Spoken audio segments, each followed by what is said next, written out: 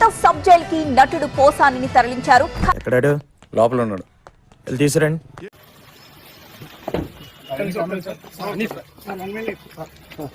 ఏంటి సార్ మళ్ళీ తిప్పుతున్నారు? ఎన్కౌంటర్ చేసేస్తారా? నేను చూసుకుంటా. తీసుకెళ్ళరా?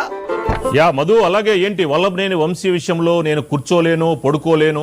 ఇలా వచ్చి లేపుతారని తెలిస్తే మేము కూడా పడుకునే ఉంది కదా, ఎందుకు పొద్దునే ఇక్కడికి వచ్చి కొట్టించుకోవడం? నాకు అనారోగ్య సమస్యలు ఉన్నాయి అని చెప్పి ఒక్కొక్కటిగా బయటకు వస్తున్నాయి.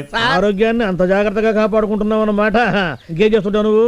సరే ఎలాగో అరెస్ట్ చేస్తున్నారు కాబట్టి వచ్చిన హెల్ప్ చేయండి. ఈ నేపథ్యంలో నాకు తోడు కావాలి అని చెప్పిన కూడా జడ్జి ముందు ఆయన మొరబెట్టుకున్నట్టు తెలుస్తోంది. ఈ లోపల నా ఒక్కడికి బోర్ కొట్టుద్ది, అందుకని ఏదైనా ఫిగర్ చచ్చామంటారండి? మాధవ్ గారు టీవీ5 అన్నారు కదా, నేను టీవీ5 స్టూడియో నుంచి మూర్తిని మాట్లాడుతున్నా. ఎస్ఐ శివశంకర్ ని మాట్లాడుతున్నాను. శంకర్ అయితే అడుగురా. మూర్తి గారు ఒక్క నిమిషం.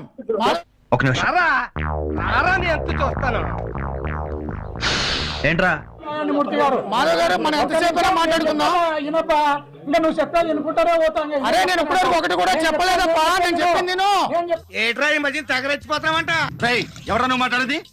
చెప్పాను కదరా మహాదేవపురం నుంచి బాపిరెడ్డి గారని. మీరు ఎన్నేళ్ళు డిఎస్పీగా చేశారు, ఒక ఎల్లి చేశాడు, ఒక పులి చేశాడు, కాబట్టి నేను కూడా నేరం చేయించాను. ఉందా బీట్ కానిస్టేబుల్ కింద కూడా పనికిరావు, నువ్వేరా పగిలిపోతున్నారని. మీకు తెలియదా సెక్షన్ లో బాధితుల పేర్లు బయట పెట్టచ్చా? మళ్ళీ ఎంపీగా పనిచేశారు, బెదిరిద్దాం అనుకున్నారా ఎవరినైనా? ఈ అమ్మాయి ఏం ఫీల్ ఉన్నది మామయ్య? నోటికి వచ్చిన బూతులతో రెచ్చిపోయిన నటుడు పోసాని కృష్ణమురళికి బిగ్ షాక్ తగిలింది. షాకులు, జలక్, ట్విస్టులు, దెబ్బ మీద దెబ్బ. అతనికి 14 రోజుల రిమాండ్ విధించింది రైల్వే కోడూరు కోర్టు. మళ్ళీ ఎక్కడికి తీసుకొచ్చారు సార్?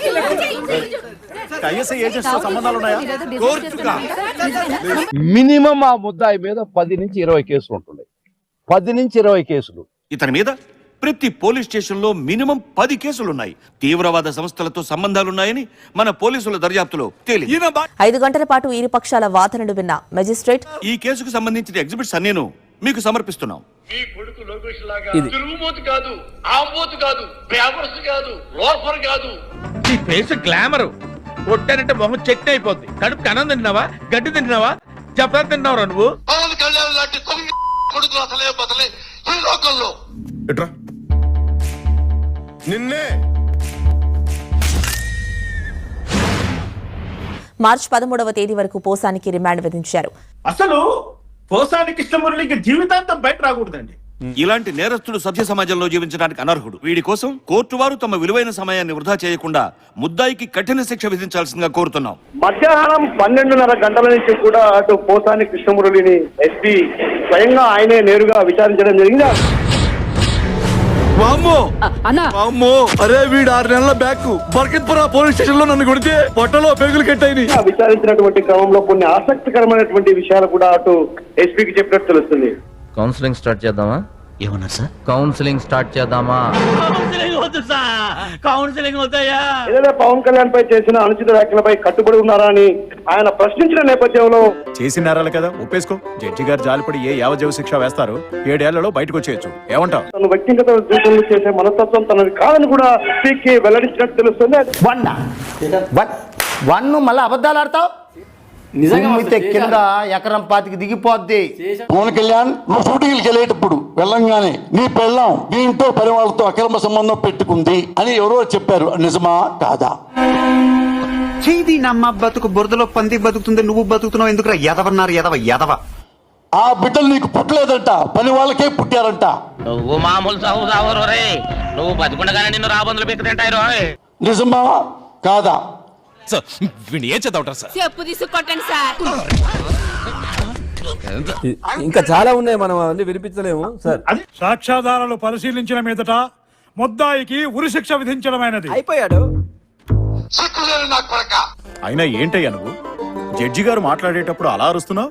నీ అరుపులకి ఆయనకి చిరాకు పుట్టి ఉరిశిక్ష వేసేశారు. మరోవైపు 9 గంటల పాటు నిన్న జరిగిన విచారణలో పోసాని వింతగా ప్రవర్తించినట్లు తెలుస్తోంది. వీడు పెద్ద మెంటల్ గా ఉన్నాడే, చాలా విచిత్రంగా ఉన్నాడు. అయ్యి బాబోయ్, ఆయన ఎన్ని సినిమాలు చేస్తే డబ్బులు వచ్చాయో తెలియదు కానీ దానికి మించి 1000 రెట్లు డబ్బులు జగన్మోహన్ రెడ్డి 2010 నుంచి 2024 మధ్యలో ఇవ్వడం జరిగింది. అంతెలా వస్తుంది? అంత డబ్బు టాటా బిర్లాకి రాదు. వాళ్ళకెందుకు వస్తాయి? వాళ్ళు ఏమన్నా పెద్ద రౌడీలా? మొత్తం నీ ప్రాపర్టీ ఎంత ఉంటుంది? 500 కోట్లు. ఆయనకి డెలైట్ అనే ఒక కంపెనీ ఉంటుంది ఇక్కడ. ఫర్ ఎగ్జాంపుల్ ఆయనకి ఈ రోజు 120 కోట్ల రూపాయల ఆస్తులు ఉన్నాయి. అవసరం లేదు, నువ్వు పెద్ద పుడింగివరా, ఇంత డబ్బెలా సంపాదించారా నువ్వు?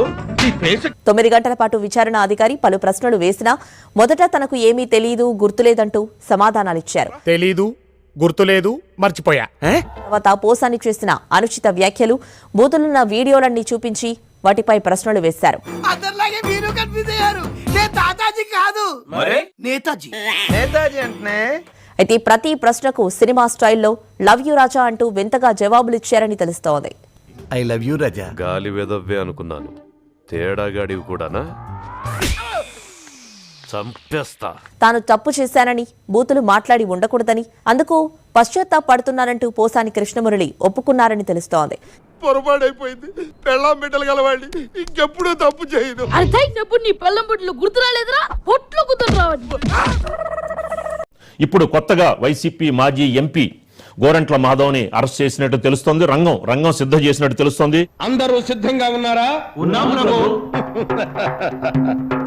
అలాగే గోరంట్ల మాధవ్ ఇంటికి కూడా విజయవాడ పోలీసులు చేరుకున్నట్లు మనకు తెలుస్తోంది.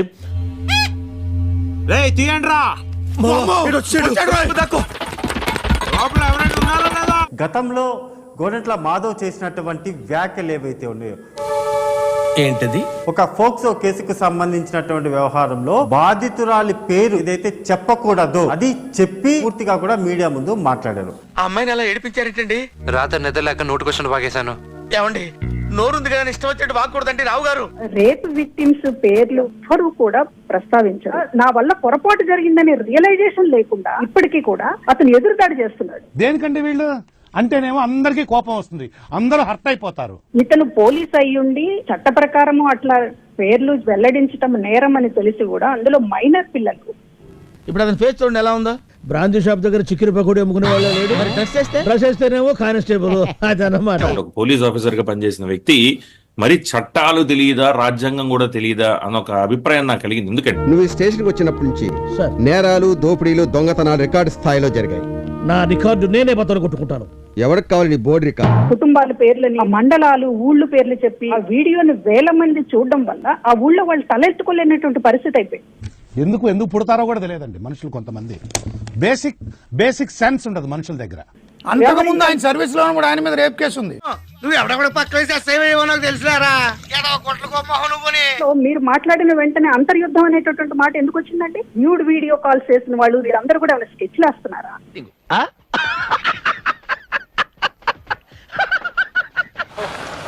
సార్ హెల్త్ ఎలా ఉంది? సార్ హెల్త్ ఎలా ఉంది? బియ్యం బస్తాల పెట్టలాడుతా ఉంటే బాగున్నావని అడుగుతావే. సింగిల్ గా నేను జైలులో ఉండలేకపోతున్నాను. మేము ఉండలేదు సార్.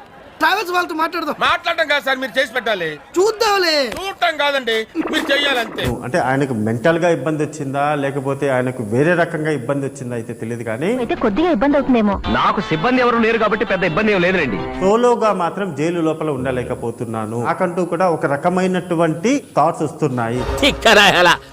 చదువుకున్నావు, నాకు వచ్చే థాట్స్ నీకు రావేమి? నీలా ఆలోచించడానికి నీ కత్రి బ్రెయిన్ నాకు ఉండదు అనేటటువంటి మాటనైతే వల్లభనేని వంశీ చెప్పడం జరిగింది. అంటే చుట్టూ ఎవరూ లేకపోయేసరికి బాగుండదేమో. పక్కన 10 మందిని పెట్టి ఎంకరేజ్ చేస్తాం. వన్ మినిట్ ఆశీర్వదించండి మావయ్య.